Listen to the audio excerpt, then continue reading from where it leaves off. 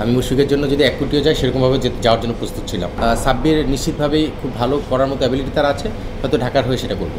রংপুর যথেষ্ট ব্যালেন্স একটা দল হচ্ছে, বিকজ রংপুরের সবচেয়ে বড় স্ট্রেন্থ তারা খুব ভালো বিদেশি প্লেয়ার কালেকশন করে। আমার কাছে অনেস্টলি যদি জিজ্ঞেস করা হয় আমি বলবো যে আমি একটা বেসিক দল করেছি। মানে আমার কাছে নতুনত্ব বলতে আমি জানি না, হয়তো বা আপনাদের কাছে হয়তো মনে হচ্ছে অর্গানাইজ বা গোছানো। আমি আমার যতদিন কাজ করছি এই সেক্টরে আমি সেভাবেই চেষ্টা করি সিলেক্টর হিসেবে কাজ করার জন্য কাজটা আরও সহজ হয়। কারণ আমি সিলেক্টর যখন ছিলাম তখনও কিন্তু একটা টিম করতে গেলে কতজন স্কোয়াড হয় আপনারা জানেন, সেটাকে কীভাবে সাজাতে হয় পজিশন ওয়াইজ, সেটা একটা বেসিক কাজ আমার কাছে মনে হয়। তো বেসিকটা করার জন্য যেটা দরকার হয় প্রথমে একটা প্ল্যানিং, সেই কাজটা আমরা করতে পেরেছি। আমি স্বাভাবিকভাবেই অ্যাজ এ হেড কোচ প্রথমে আমার সেই কাজটা করি এবং তারপর আমার বাকি ম্যানেজমেন্টের সঙ্গে তাদেরকে এক্সপ্লেন করি এবং তাদেরও কিছু ইনপুট নেই এবং সব কিছু মিলে আমরা সবাই একসঙ্গে হয়ে তারপরে ফাইনালাইজ করি। আপনারা হয়তো দেখেছেন যে শান্ত সহ আমাদের টিমের আরও কয়েকজন মেম্বারকে নিয়ে আমরা 2 দিন খুব ক্লোজলি অবজারভেশনের মাধ্যমে একটা স্ট্র্যাটেজি সাজিয়েছি। সো অ্যাপ্রিসিয়েশন আসলে আমি মনে করি যে ভালো কাজ করলে সেটা হয়তো এভাবেই আসে, সাকসেসফুলি করতে পারলে আসলে দিন শেষে। সো আমি বলবো যে আমরা সাকসেসফুলি করতে পেরেছি, কারণ স্বাভাবিকভাবে আপনি অপশনে যখন যাবেন পুরোটাই আপনার মতো করে হয়তো হবে না, কিন্তু ওই মুহূর্তে কিছু অল্টারনেটিভ অপশন যদি ডিজাইন করা থাকে বা প্ল্যান করা থাকে তাহলে সেখানে সেটা মিট করা সম্ভব। সো আমি এর আগে বিপিএল 2বার করার এক্সপিরিয়েন্স রয়েছে অ্যাজ এ কোর মেম্বার সেই টিমে, সেটা সিলেট সিক্সার্স এবং রাজশাহী রয়্যালসে। সেই দুটো মোটামুটি গঠন ভালোই হয়েছিল, রেজাল্ট হয়তো একটাতে পাইনি সিলেট সিক্সার্স বা রাজশাহী রয়্যালস কিন্তু চ্যাম্পিয়ন হয়েছিল। সো এবার রেজাল্ট কী হবে এখনই বলতে পারছি না, বাট টিম অন্তত শুরুতে যেটা দরকার সেরকম একটা টিম করতে পেরেছি। ভাই একটা বিষয় যে আপনি যে টিমটা করেছেন আমি দেখেছি যে বিশেষ মানে অনেক প্লেয়ার নিয়েছেন বাংলাদেশ এ দল থেকে, এই যে যদি হিসান আলমের কথা বলেন, রিপন মণ্ডল বলেন, সাকলাইনকে নিয়েছেন, আকবর আলী নিয়েছেন, স্পেসিফিকভাবে শুধুমাত্র ওদেরকে পিক করার কারণটাই আপনার কি, মানে এই রিজনটাই? না, এখানে আপনি যদি ওইভাবে চিন্তা করেন দেখবেন আমাদের বাংলাদেশ যখন টি-20 খেলে ন্যাশনাল টিমে যারা খেলে তারাই তো টপ প্লেয়ার, তারপরে যারা খেলে তারাই তো এই টিমের, তার মানে তারপরের টপ প্লেয়ার তারাই। তারপরেও কিছু টপ প্লেয়ার থাকে, টিম কম্বিনেশন অনেক সময় টিমে আসে না। বাট আপনি দেখবেন যে টি-20 টিম যখন করতে যাবেন টি-20 টিমই করবেন। আমি যখন ওয়ানডে টিম করবো ঢাকা প্রিমিয়ার লিগে, এখানে অনেক প্লেয়ারই হয়তো আমার সেই টিমে থাকবে না যদি প্রিমিয়ার লিগ আমি করি। এখন পর্যন্ত যেভাবে টিম গুছিয়েছি ওয়ানডে টিমটা প্রিমিয়ার লিগের জন্য, সো এখানে আমি আসলে আমার পছন্দ বা ভালো লাগা সেই জায়গাটা থেকে সরে এসে আমার মনে হচ্ছে টি-20 যাদেরকে দিয়ে করলে টিমটা কম্বিনেশন ভালো হবে সেটাই করেছি। যেমন সাকলাইন আমার আন্ডারে কখনো খেলেনি বা ওর সঙ্গে আমার কখনো ওই অ্যাটাচমেন্টটা হয়নি, কিন্তু তার সম্পর্কে আমি যতটুকু জানি এবং গতবার প্রিমিয়ার লিগ দেখেছি, রিসেন্টলি তাকে ফলো করছি, সেখান থেকে মনে হচ্ছে টি-20 জন্য একটা ভালো অপশন হতে পারে। ঠিক একইভাবে রিপন আমার সঙ্গে তো বেশ অনেকগুলো ট্যুরও করেছে, অস্ট্রেলিয়া ট্যুর করেছে, তারপরে আপনি জানেন যে আবহানিতেও ছিল। সো এরকম আমি অনেকগুলো নামই বলতে পারি, জিশান আলম, আকবর বা সবাই যাদের নামই বলবেন, হাসান মুরাদ। বেসিক্যালি টি-20 টিম করতে গেলে আমার মনে হয় যে সেই টিমটা করার জন্য বেস্ট কম্বিনেশন খুঁজে বের করাটা খুব জরুরি এবং স্পেশালি টি-20 ফরম্যাটের প্লেয়ারদের বেছে নেওয়াটা খুব জরুরি। সেই জায়গা থেকে হয়তো এই টিমের বেশ কিছু প্লেয়ারকে আপনারা দেখতে পাচ্ছেন। স্বাভাবিকভাবে ন্যাশনাল টিমের সব প্লেয়ার তো একসঙ্গে নেওয়া যাবে না, তারপরের যে টিমটা এই টিম সেখান থেকে হয়তো আমার কম্বিনেশনে তারা মিট করেছে। রাইজিং এশিয়া কাপটা দেখার পরে কি আপনি সিদ্ধান্ত নিয়ে অনড় ছিলেন যে এদেরকে আমি? অনেস্টলি যদি আমাকে জিজ্ঞেস করেন, আমি যখন এই টিম করার অফারটা পাই সেটা বেশ অনেক দিন আগেই, অফিসিয়ালি হয়তো আমি অনেক পরে ডিক্লেয়ার করেছি বা সবাই জেনেছে, বাট আমি আরও বেশ অনেক দিন আগে থেকেই যখন এই টিমের অফারটা পাই তখন থেকে আমি আমার হোমওয়ার্ক শুরু করি, মানে প্রাথমিকভাবে, এবং সেই লিস্টে সাকলাইন উপরের দিকেই ছিল শুরু থেকেই। অবশ্যই আপনাদের চোখের সামনে হয়তো এই পারফরমেন্সের মাধ্যমে সে আরেকটু বেশি অ্যাট্রাকশনে এসেছে এবং তার বিটটা যে টাকাটা বেড়েছে সেটাও মনে এই রিসেন্ট পারফরমেন্সের কারণে, বাট আমার শর্ট লিস্টে সাকলাইনের নাম শুরু থেকেই ছিল। মুশফিকের ব্যাপারটাকে আপনার আগে থেকে ইচ্ছা ছিল কিনা দলে নেবেন বা নাকি হুট করে সিদ্ধান্ত কখনো টেবিল? বিষয়টা হচ্ছে যে আপনি যখন অকশন করতে যাবেন তখন আপনার মতো করে পুরো টিমটা আপনি চিন্তা করে মিলাতে পারবেন, এটা খুবই স্বাভাবিক। তো মুশফিক একদম শুরুতেই যে আমার প্ল্যানে ছিল সেটা বললে হয়তো বা মিথ্যা বা ডিসঅনেস্টি হবে, বাট আমরা যখন টিম কম্বিনেশন যেভাবে চিন্তা করছিলাম, যখন যেখানে মিট করতে পারিনি যখন দেখলাম যে মুশফিকের মতো প্লেয়ারকে পাওয়ার একটা সুযোগ রয়েছে, আমি পরের স্টেপগুলোতে সেখানে ওয়ার্কআউট করার চেষ্টা করেছি। আপনি দেখবেন যে মুশফিকের অল্টারনেটিভ যারা রয়েছে মুশফিকের কাছাকাছি ওরা, সো মুশফিকে যখন পেয়েছি আমি অন্য জায়গায় কম্প্রোমাইজ করেছি, সেখানে আমি বিটে খুব বড় না যে আমি ছোটোতে থেকে যদি পেলাম না পেলে আমি মুশফিকের জন্য ওয়েট করব। এবং আপনি দেখবেন সবারই অনেক টাকা ব্যাগে বেঁচে গিয়েছিল, আমারও যে টাকাটা রাখা ছিল আমার খরচ করার ক্ষেত্রে কোনো বাধা ছিল না। আমি মুশফিকের জন্য যদি 1 কোটিও যায় সেরকমভাবে যাওয়ার জন্য প্রস্তুত ছিলাম। সো ওইভাবেই ক্যালকুলেশন করে আমি মুশফিকের জন্য টাকাটা রেখে দিয়েছিলাম, বাট লাকি যে মুশফিকের অল্প টাকায় পেয়ে গিয়েছি। বাট যখনই টিম কম্বিনেশনের শুরুর 2-3টা প্লেয়ার নেওয়ার পরে আমার কাছে মনে হচ্ছে মুশফিককে পাওয়াটা আমার জন্য একটা বিশাল অ্যাডভান্টেজ এবং স্বাভাবিকভাবে টিমের একটা ব্যালেন্স তৈরি করেছে। যদি ফরেন রিক্রুটদের কথা বলি, আমরা দেখছি মোহাম্মদ নওয়াজ আছে, শাহিদুল্লাহ খান আছেন, সো এছাড়া কি আপনাদের প্ল্যানে বা কোনো এছাড়া অন্য কোনো ফরেন রিক্রুটদের নিয়ে কোনো ভাবনা আছে কিনা বা বিগ সাইনিংয়ের কোনো প্ল্যান আছে কিনা? আপনারা অলরেডি তো এখন মোটামুটি ফরেন প্লেয়ার সবার নামে জেনে গিয়েছেন। নওয়াজ আর ফারহানটা তো জানেনই, বিনুরারটাও আপনারা জানেন অলরেডি। পাশাপাশি আপনি যদি দেখেন হেমান্তাকে আমরা নিয়েছি, তারপরে আমরা পেস বোলার আরেকজন নিয়েছি জাহানদাদ, এবং আপনি যদি দেখেন আজকে কিছুক্ষণ আগে তালাতের বিষয়টা আপনারা জেনে গিয়েছেন। সো ডিরেক্ট সাইনিং কিন্তু আমাদের অফিসিয়ালি ডিক্লেয়ার করার সুযোগ থাকে বেসিক্যালি দুজনের, যেটা বিসিবিকে দিতে হয়। সেখানে আমরা দুজনের নামই কিন্তু দিয়েছি, কিন্তু বাকি যারা ছিল তাদের মধ্যে আমাদের ডিরেক্ট সাইনিং অলরেডি করা ছিল। আপনি যদি টিম কম্বিনেশন যদি দেখেন সেখানে দেখবেন আমি আমার নিজের পেজেও আসলে ভিডিওতে দিয়েছি যে রাইট হ্যান্ড ব্যাটসম্যান আমরা পিক করেছি সব। এটার অন্যতম কারণ হচ্ছে আমরা টিম যখন ডিরেক্ট সাইনিং করেছি আমার প্ল্যানই ছিল আমরা বিদেশি লেফট হ্যান্ডে যাব এবং রাইট হ্যান্ডে যাব লোকালে, বিকজ লেফট হ্যান্ড বাংলাদেশি জায়গা থেকে চিন্তা করলে খুব বেশি অপশন নেই। সো এটার যে একটা প্ল্যানিংয়ের পার্ট সেটা আপনি তালাতে নাম আসার পরে মনে বুঝতে পারছেন যে মিডল অর্ডারে একজন লেফট হ্যান্ড নওয়াজকে আমরা লেফট হ্যান্ড পিক করেছি। ফিউচারেও যদি অপরচুনিটি আসে, যদি মিট করতে পারি তাহলে হয়তো আরেকজন লেফট হ্যান্ডও আসতে পারে যদি আইএলের পরে সুযোগ আসে। সাকিব তো আমি দুজনে আপনার টিমে আসলেন, আপনি খুব ছোটবেলা থেকে আপনি ওনার পিক করেছেন 19 টিমে আসলে দুইজনকে পাওয়াটা কতটা বেনিফিটেড আপনার জন্য এবং আপনার টিম কতটা শক্তিশালী? এই দুজন এখন রিসেন্টলি বাংলাদেশ টিমের কোর মেম্বার। মানে আপনি যদি দেখেন তামিম লিড করছে ওপেনিং ডিপার্টমেন্টে, তানজিম সাকিব ও কিন্তু বোলিং ডিপার্টমেন্টে লিডিং একটা পজিশনে রয়েছে। সো এরা আসলে তাদের ডিজার্ভিং পারফরমেন্সেই কিন্তু এখানে অ্যাচিভ করে নিয়েছে। সো এদেরকে পাওয়াটা আমার জন্য সহজ এটা হয় 2020-এ হয়তো ওয়ার্ল্ড কাপের পর থেকে তাদের সঙ্গে আমার অ্যাটাচমেন্ট আপনারা জানেন, বা তাদের অ্যাটাচমেন্টটা শুরু 2018 থেকে, মানে ক্লোজ অ্যাটাচমেন্ট, যেখানে ট্যুরের মাধ্যমে আমাদের অ্যাটাচমেন্টটা গ্রো করে। তো সেখান থেকে যদি আমি বলি এদের সঙ্গে আন্ডারস্ট্যান্ডিং আমার এখনও খুব ভালো। বিভিন্ন বিষয়ে যখন অ্যাডভাইস দরকার হয়, কমিউনিকেশনের দরকার হয়, তাদের সঙ্গে সেটা করা হয়। স্বাভাবিকভাবে ট্রাস্টের যে জায়গাটা এদেরকে পাওয়াতে আমার ওই ট্রাস্টের আন্ডারস্ট্যান্ডিংটা খুব সহজ হবে। মানে প্লেয়ার হিসেবে তারা যতটা বাংলাদেশ টিমকে সার্ভিস দিচ্ছে নিশ্চিতভাবে টপ প্লেয়ার, পাশাপাশি আমার সঙ্গে যে আন্ডারস্ট্যান্ডিং বা ট্রাস্টের যে বিষয়টা একজনের প্রতি, সেটা নিশ্চিতভাবে পারফরমেন্সও আদায় করে কাজে লাগবে।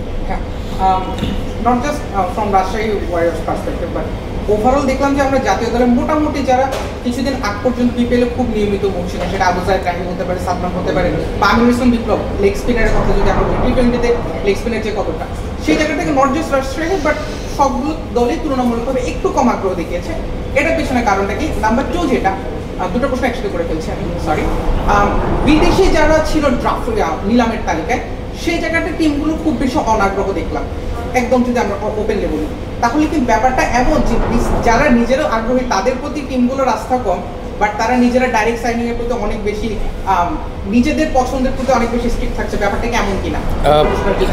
প্রথম প্রশ্নটা আপনি যেটা করেছেন আসলে আমার কাছে এটা বলা খুব কঠিন। আসলে যার যার নিজের টিমের স্ট্র্যাটেজি থাকে। আমি আমার জায়গা থেকে বলতে পারি, আমরা যখন টিমটা করা শুরু করি আমার টিম ম্যানেজমেন্টের সঙ্গে বসি এবং শান্ত, তামিম, তাদের সঙ্গে আমার কথা হয়েছে, শান্তর সঙ্গে বসেছি।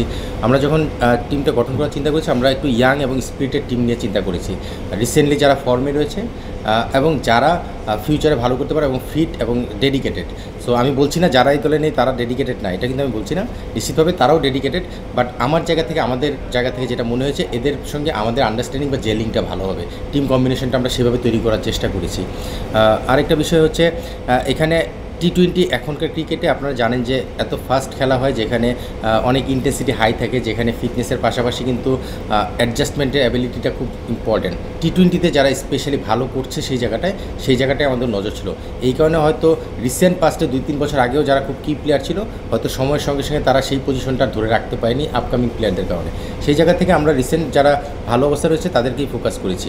আরেকটা জিনিস, টিম করার সময় আমি আসলে ন্যাশনাল সিলেক্টর ছিলাম, স্বাভাবিকভাবেই তো কিছু বিষয় নজর রাখতে হয়। একটা বিষয় হচ্ছে আপনি যখন টিম করতে চাইবেন, এটা যদিও আমার সিক্রেট বা আমি আমার সিক্রেট বলতে চাই না, অনেকেই হয়তো সেভাবে চিন্তা করে, আপনি পেস বোলার যখন ফর্মে থাকে তখন কিন্তু আপনি যে কোনো পেস বোলার আপনি পিক করতে পারেন। ব্যাটসম্যান যদি রিসেন্ট ফর্মে থাকে তার প্রিভিয়াস হিস্ট্রি দেখে পিক করতে হয়, এটা একটা বেসিক ফর্মেশন। সো আপনি পেস বোলার যারা ভালো ফর্মে রয়েছে তাদেরকে আপনি যে কোনো সময় পিক করেই খেলাতে পারেন, কিন্তু ব্যাটসম্যান যখন পিক করবেন আপনি 1 বছর বা একটা টুর্নামেন্টের জাজমেন্টে পিক করাটা সবসময় কিন্তু সাকসেস এনে দেয় না, সেখানে বিহাইন্ড দ্য স্টোরি তার অনেক এক্সপিরিয়েন্সের ব্যাপার ম্যাটার করে।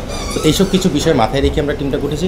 আপনি দেখবেন পেস বোলিং ডিপার্টমেন্টে আমাদের একদম ইয়াংয়ের ছড়াছড়ি, ব্যাটিংয়ে কিছুটা কিন্তু এক্সপিরিয়েন্সের মিশ্রণ রয়েছে। তো এই বিষয়গুলো মাথায় রেখে টিম করলে আপনি টিম সুন্দরভাবে ব্যালেন্স করতে পারবো।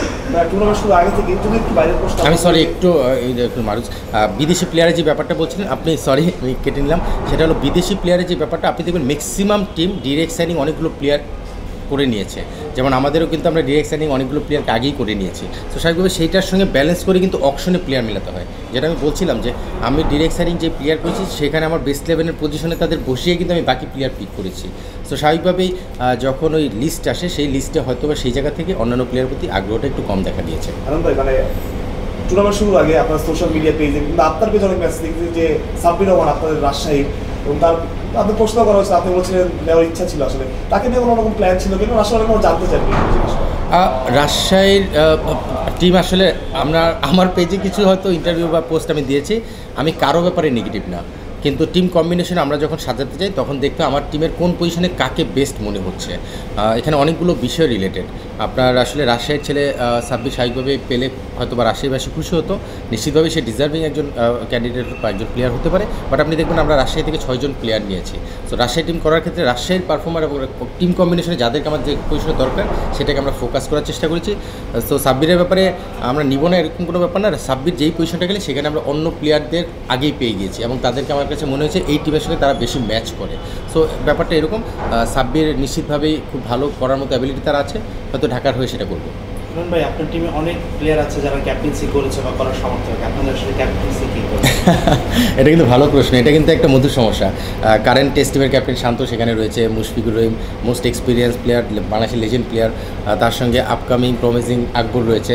সো ন্যাশনাল টিমের ক্যাপ্টেন, এ টিমের ক্যাপ্টেন, এক্স ন্যাশনাল ক্যাপ্টেন, সব কিছু মিলে এই 3 জনের নামই বেসিক্যালি আপনি আলোচনায় আনতে পারেন।